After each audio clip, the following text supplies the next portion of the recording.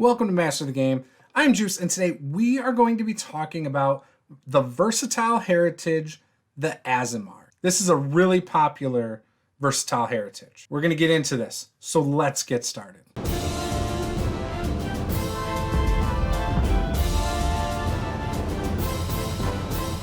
So the Aasimar, again, in my household is very popular, no matter what game we're playing. My wife has played multiples, whether we're talking about that other popular fantasy RPG, first edition Pathfinder, or now second edition Pathfinder. This has been one that my wife just gravitates to. She loves the idea of playing this, more beautiful than normal character, sometimes scarier than normal character, depending on the mechanics and how they lend themselves. And so, again, even in this, I think she's going to really love it. She hasn't played an Aasimar in second edition yet, but I'm sure it's coming. So one of the things you get from playing an Aasimar Versatile Heritage is low light vision. Now, if you already get low light vision, then you're probably going to be able to get dark vision, right? So that's kind of nice. And again, you can layer this onto any ancestry in the game. If you want to be a Dwarven Aasimar, if you want to be an Orc Aasimar, Tengu Aasimar, anything you can think of, Goblin Aasimar, which is kind of an interesting combo if you ask me. You can do it, and I think that's awesome. Again, Versatile Heritages are one of my favorite things about Pathfinder 2nd Edition, and I actually like the idea of lumping half heritages into this, such as half elves and half orcs as well, and counting them as more versatile as well. Now, first level Aasimar feats. The first one is Angelkin. You descend from an angel, a winged messenger from Nirvana, or one of the other celestial realms, which gives you a knack for cultures and languages. You gain the trained proficiency rank in society. If you would automatically become trained in society from your background or class, for example, you instead become trained in a skill of your choice. You know the celestial language, and you gain the multilingual skill feat. You're going to be able to do so much with this. You're going to be able to talk to a variety of people. You're going to understand cultural norms in society, things like that, almost wherever you go. This is going to be a big mechanical deal when it comes to skills. You're going to be able to ask your game master different things about the area and possibly get answers that most characters wouldn't know. The second one is Celestial Eyes. It requires low light vision. You can see through darkness. You gain dark vision. Special. You can select this feat only at first level, and you can't retrain into or out of this feat. So in other words, you get dark vision. The next one is Celestial Lore. You were raised with an Aasimar or celestial relative, or you've devoted yourself to researching the secrets of the celestial realms. You gain the trained proficiency rank in diplomacy and religion. If you would automatically become trained in one of those skills from your background class, for example, you instead become trained in a skill of your choice. You also become trained in a lore skill related to celestial realm from which you trace your lineage. Usually Elysium lore, Heaven lore, or Nirvana lore. I don't think that one's as good as Angelkin personally, but I like it. I could see taking it. Halo. You are surrounded by a halo of light and goodness at all times. Your halo sheds light with the effects of a divine light cantrip. A cantrip is heightened to a spell level equal to half your level rounded up. You can suppress or reestablish the halo with a single action, which has the concentrate trait. That's fun for flavor, and being able to shed light is always good for your party, especially if you have other people who can't see in the dark. So I kind of like that one. It does make you a target, though. That is the downside to this one. If I'm the DM and I have a character in the party that's doing that, I feel like a lot of smarter monsters are going to be drawn to that character and attacking it. The next one is Lawbringer. You trace your lineage to archons, embodiments of heavenly virtues, guardians of the seven-tiered mountain of heaven, and nurturers of law and virtue within mortals. Your own virtue and orderly mind protect you from foes who would turn your emotions against you. You gain a +1 circumstance bonus to saves against emotion effects. And if you roll a success on a save against an emotion effect, you get a critical success instead. The critical success makes that really good. I like that one.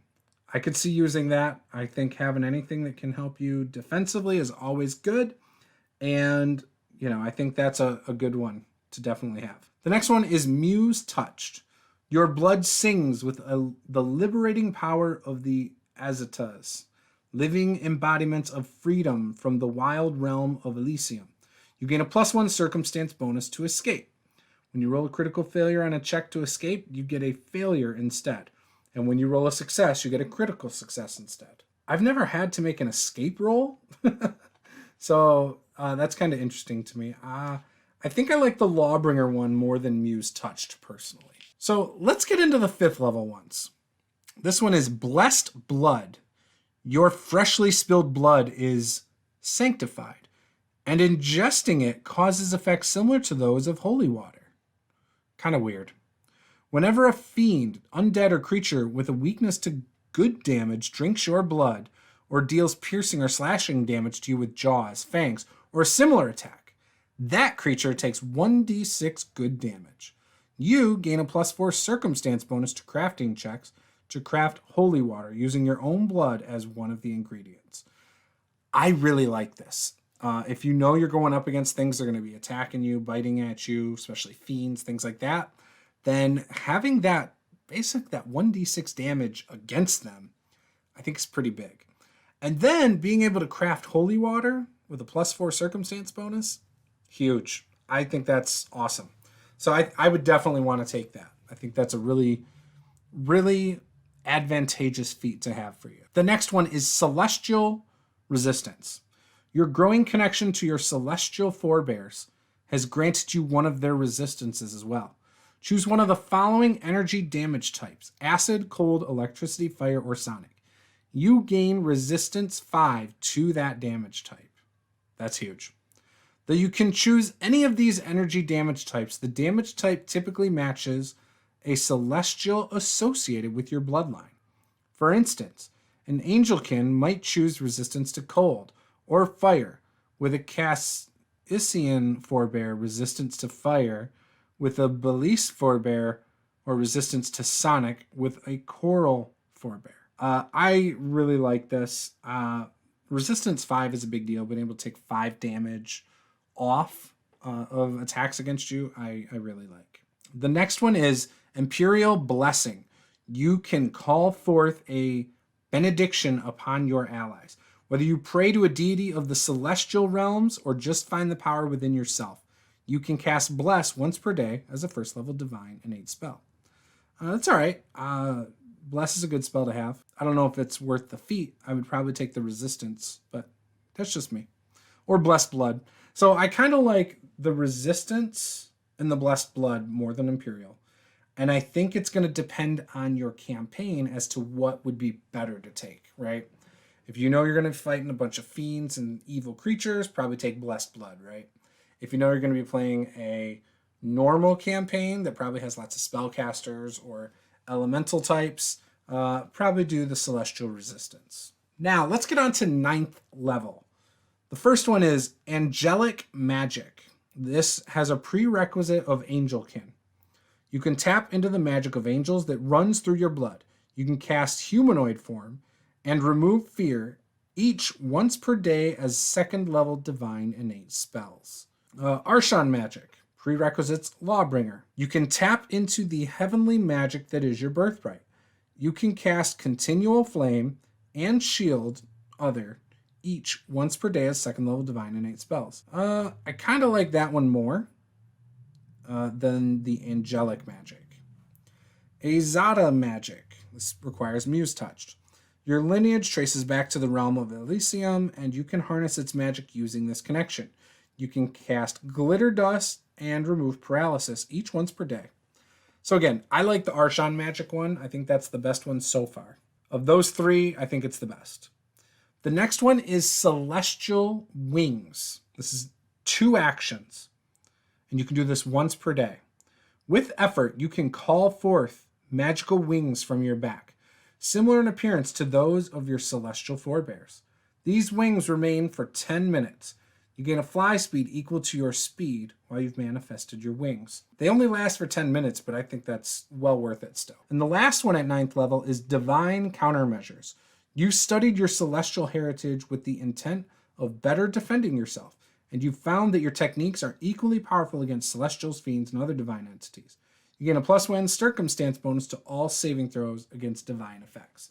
That one's pretty solid. It is just a +1, but it always works, right? So I think that's a big deal. I like Celestial Wings the most. I then like Divine Countermeasures, and then Archon Magic, in that order.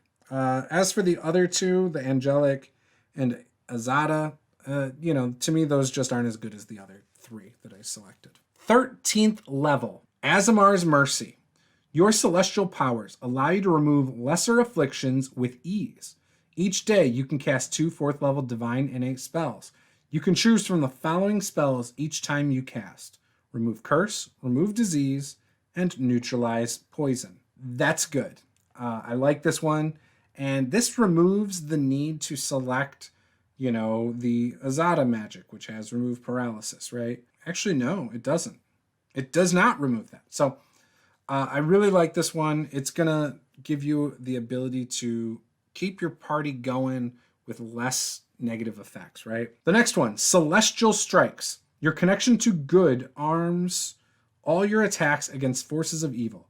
All your weapon and arm strikes deal 1 additional good damage and have the good and magical traits. That's a pretty big deal, being able to automatically apply that. Summon Celestial Kin. Now, this requires a prerequisite of any Aasimar lineage feat. You have a connection to the celestial realms, allowing you to summon a celestial ally. Once per day, you can cast Summon Celestial as a 5th level divine innate spell. But the celestial summoned must be from the same category as your own lineage, such as a creature with the angel trait if you are angelkin. This is huge. Being able to bring in another character to help you fight, massive. I love this one. To me, that one's the best, followed by the Celestial Strikes, and then the Mercy. 17th level feats. The first one is Celestial Word. You can call forth a holy word from the celestial realms to punish your foes. Once per day, you can cast Divine Decree as a 7th level divine innate spell.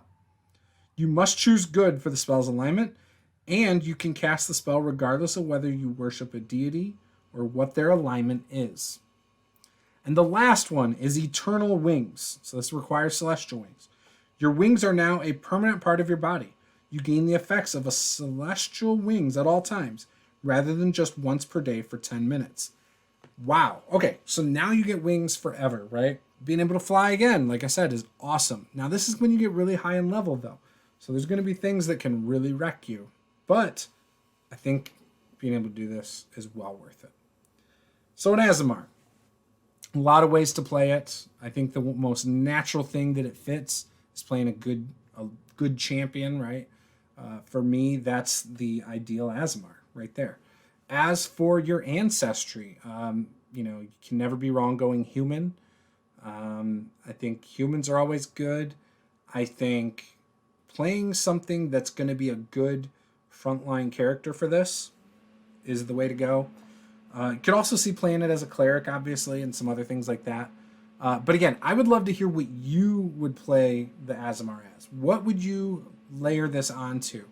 Again, I still think a Goblin Aasimar would be really fun, just because it's so different. What would that even look like? So, anyways, would love to hear your thoughts. Please be sure to give a comment below.